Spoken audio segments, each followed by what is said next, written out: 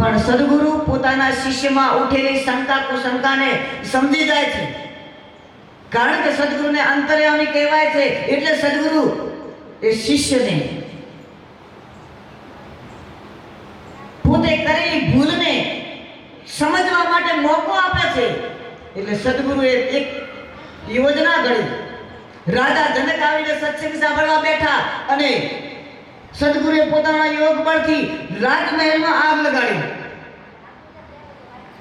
એક મંત્રી દોડતો દોડતો આવ્યો, મહારાજ જનકપુરમાં રાજમહેલમાં આગ લાગે છે. રાજા કહે છે કે લાગી હશે આગ. આમે એક વખત એ મહેલ પડવાનો છે, આમે એક વખત આ મહેલ પડવાનો છે, એ નષ્ટ થવાનો છે. તો આજ થઈ જાય તો શું? હું આવો સત્સંગ અને મારા ગુરુ મહારાજનું સાનિધ્ય એ મહેલ હારું કરીને છોડી દઉં? મહેલ તો મને પાછો મળી જશે, હું બનાવી લઈશ, પણ મારા સદગુરુ અને મારા સદગુરુની પાસે બેસવાનો સમય મને પાછો નહીં મળે. ભલે લાગી આગ. એટલી વારમાં બીજા સિપાહીઓ દોડતા આવ્યા, મહારાજ રાણીવાસમાં આગ લાગી છે, રાણીઓ બળી રહી છે. રાજા જનકે પાછું કહ્યું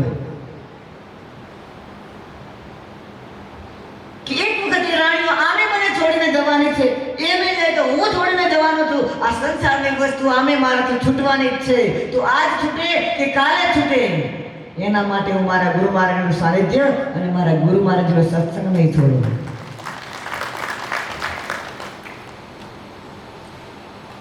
એટલી વારમાં દોડતા દોડતા આવ્યા બીજા બે સિપાહીઓ.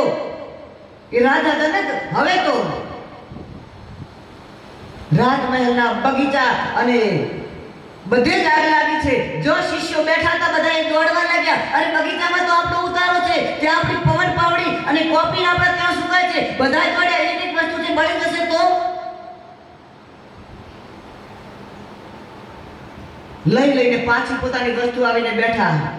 અને એટલી વારમાં રાજા જનક બેઠા હતા અને ગુરુજીએ એવી પરીક્ષા લીધી રાજા જનકની કે રાજા જનક બેઠા હતા, પાછળ આગ લાગી ગઈ, રાજાના કપડા બળવા લાગ્યા. ગુરુજી કહ્યું, રાજા ઉઠો, જરા પાણી છોડો, તમારી પાછળ આગ લાગી છે. ગુરુ મહારાજજી, આ શરીર આમે નષ્ટ થવાનું છે, આમે બળી જવાનું છે. હું તમારી સામે તમારા ચરણના, તમારા મુખ કમળના દર્શન કરી રહ્યો છું, અને આ દર્શન કરતા કરતા આ શરીર બળે તો ભલે, પણ આમે બળવાનું છે, હું તમારા દર્શન કેવી રીતે છોડું?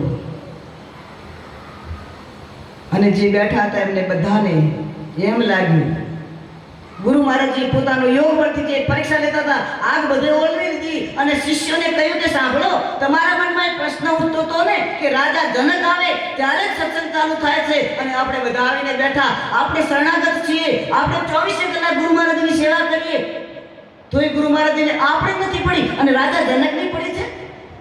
શું રાજા પદવાળો છે એટલે, રાજા છે એટલે, એની પાસે ધન છે એટલે, ગુરુ મહારાજને માન આપે છે એટલે?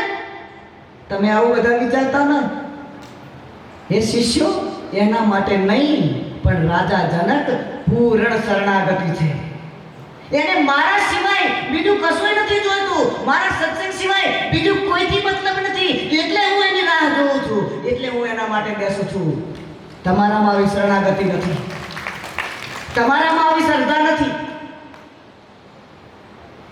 એટલે જે પોતાના સદગુરુને પૂર્ણ સમર્પિત હોય છે એવા શિષ્યની તો સદગુરુ પણ રાહ જોઈને બેઠા હોય છે, કારણ કે એનાથી જ્ઞાનનો પ્રચાર થાય છે. મીરાની રાહ જોતા રોહિદાસ,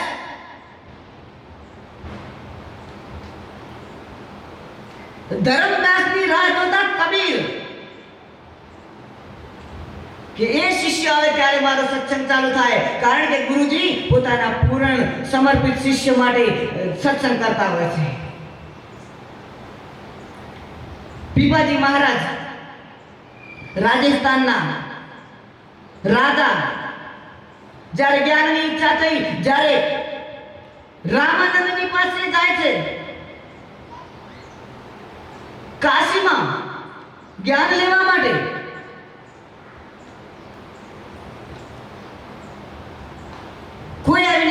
કે પીપાજી મહારાજ આવ્યા છે. તો રામાનંદે કહ્યું છે કે કેવી રીતે આવ્યા છે? રાજા છે, હાથી ઘોડા ઉપર બેસીને આવ્યા છે, તો અભિમાનની સાથે આવ્યા છે. કહી દો કે હું જ્ઞાન નથી આપતો. રાજાએ ઘોડાને બધું પાછું મૂક્યું ને ત્યાં 1 મહિનો બેઠા રહ્યા. મારે જ્ઞાન જોઈએ.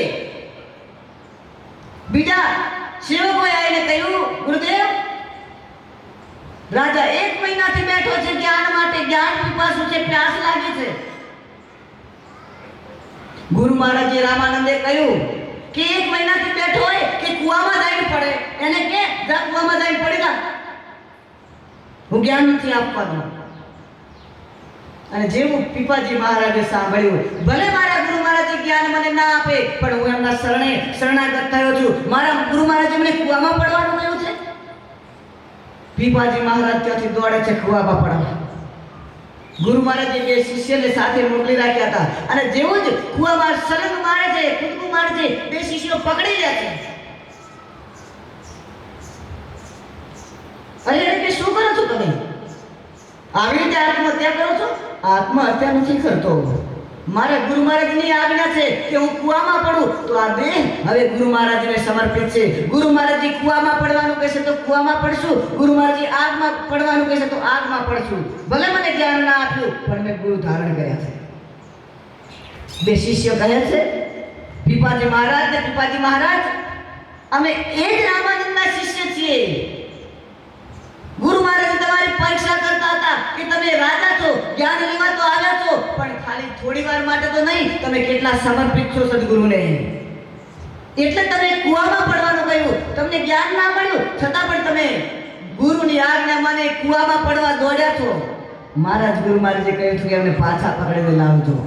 અને પછી રામાનંદ એ પીપાજી મહારાજને ઉપદેશ જ્ઞાન આપે છે. અને એ જ પીપાજી મહારાજ જ્યારે ગુરુની આજ્ઞા જે શિષ્ય માને છે, એ જ શિષ્યનું નામ અમર થાય છે.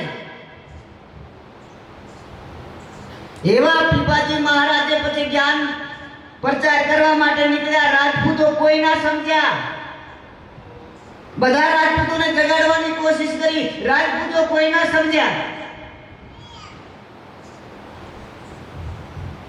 દરજી સમાજમાં ગયા અને દરજીઓ એ પીપાજી મહારાજની વાત માની ગયા. એટલે આજે પણ એ રાજપૂત હોવા છતાં પીપાજી મહારાજ આજે દરજીઓના ગુરુ છે. પીપાજી મહારાજ એ દરજી પૂજે છે એમને. એ જ પીપાજી મહારાજ નરસિંહ મહેતા નાગર બ્રાહ્મણ, એમને પીપાજી મહારાજે જ્ઞાન આપ્યું. અને એ જ્ઞાનનો ઉપદેશ આપ્યો કે જે જ્ઞાન નરસિંહ મહેતાને એ અખિલ બ્રહ્માંડના નાયકના દર્શન કરાવ્યા. બાકી નરસિંહ મહેતાના 52 પરચા પૂર્યા ત્યાં સુધી એનું જ્ઞાન નતું થયું. પણ પીપાજી મહારાજ કે હું ખૂબ રખડ્યો છું, હું ખૂબ દોડ્યો છું, મને ગુરુ વગર જ્ઞાન નથી થયું. અને આ નરસિંહ ક્યાંથી થઈ ગયું? નરસિંહ કેવી રીતે કહે છે કે મને લાલો દેખાય છે? તો જે સદગુરુ સમર્થ સદગુરુની આજ્ઞાને સમર્પિત થઈ જાય છે, એ શિષ્ય ગુરુની સાથેનો સંબંધ જોડાઈ જાય છે. એટલે ગુરુ મહારાજજી જે જ્ઞાનનો ઉપદેશ કરે છે, એ જ્ઞાન દરેક જીવને કલ્યાણ કરવા વાળું છે. ભગવાન બુદ્ધે